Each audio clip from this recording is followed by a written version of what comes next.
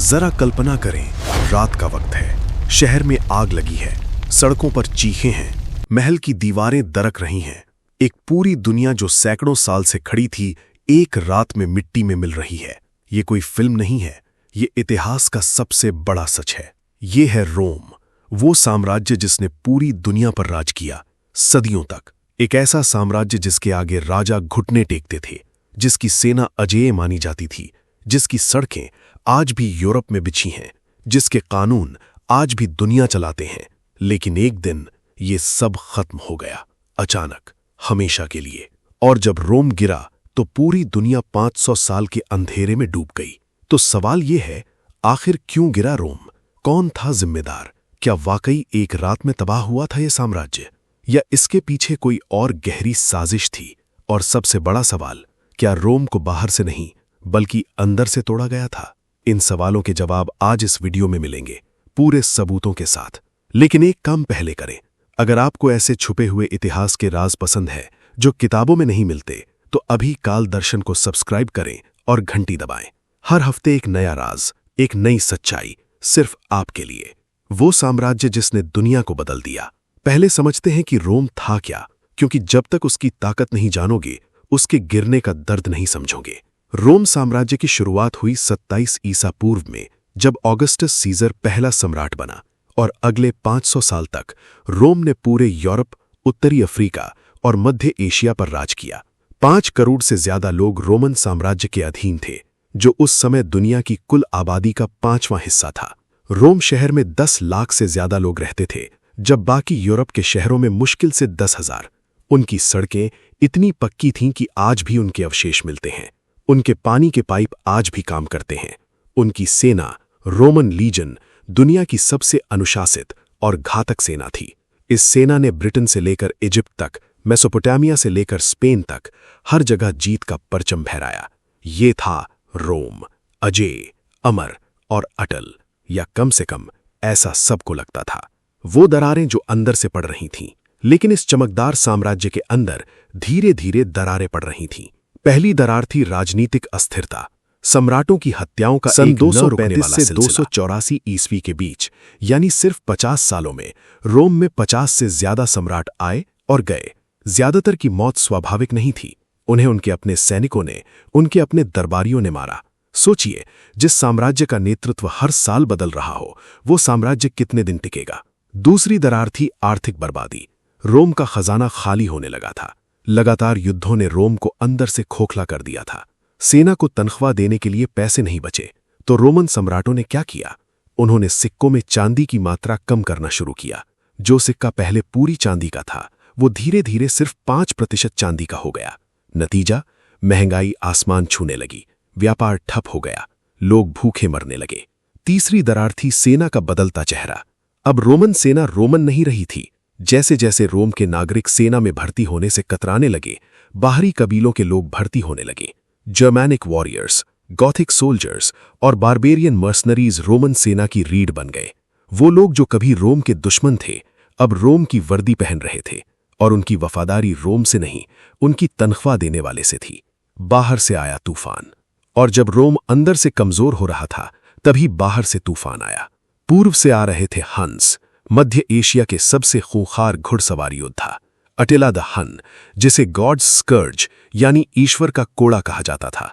उसकी सेना जहां से गुजरती थी, वहां सिर्फ राख बचती थी। शहर के शहर खाक हो जाते थे। हंस के डर से जर्मैनिक कबीले भागने लगे, और भागते भागते रोम की सीमाओं में घुस आए। विसिगॉथ्स, वैंडल्स, ऑस्ट्रोगॉथ्स, एक के बाद एक कबीले रोमन सीमा तोड़कर अंदर आने लगे। रोम ने पहले इन्हें रोकने की कोशिश की, लेकिन कमजोर पड़ चुकी रोमन सेना ये नहीं कर सकी। फिर रोम ने इन्हें अपने अंदर बसाने की कोशिश की। बड़ी गलती, क्योंकि जो लोग डर से भागकर आए थे, वो अब रोम की जमीन पर बैठे अपनी ताकत जमा रहे थे। और फिर आई वो रात जो इतिहास बन गई। 24 अगस्त सन 410 ईस्वी।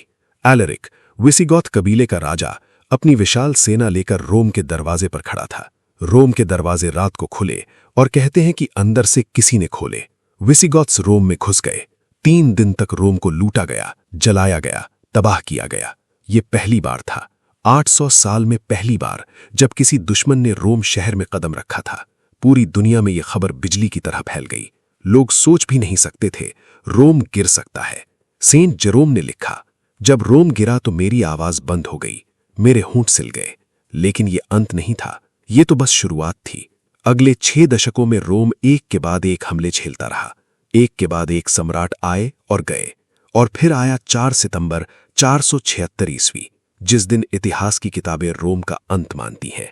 उस दिन जर्मैनिक सरदार ओडेयाकर ने रोम के आखिरी सम्राट रोमुलस ऑगस्टुलस को गद्दी से उतार दिया। वो सम्राट जिसका नाम रोम के संस्थापक रोमुलस पर था, वही रोम का अंत बना। 500 साल का साम्राज्य एक झटके में इतिहास की धूल में मिल गया। लेकिन रुकिए, क्या सच में रोम सिर्फ बाहरी हमलों से गिरा? इतना आसान नहीं है ये जवाब। इतिहासकारों ने रोम के पतन के लिए 200 से ज्यादा कारण गिनाए हैं, 200 से ज्यादा। लेकिन कुछ कारण ऐसे हैं जो सबसे गहरे हैं और जो आज की दुनिया के लिए भी सबक हैं। पहला असली कारण, नैतिक पतन। रोम के अमीर वर्ग ने सिर्फ भोग विलास को अपना धर्म बना लिया। कॉलोजियम में खून के खेल, दासों पर अत्याचार, गरीबों की अनदेखी, ये सब रोम को अंदर से खा रहा था। दूसरा असली कारण, लेड पॉइजनिंग यानी सीसे का जहर। ये सुनकर चौंकिए मत, रोमन अपने पानी के पाइप सीसे से बनाते थे, अपने बर्तन सीसे से बनाते थे, अपनी शराब में सीसा मिलाते थे।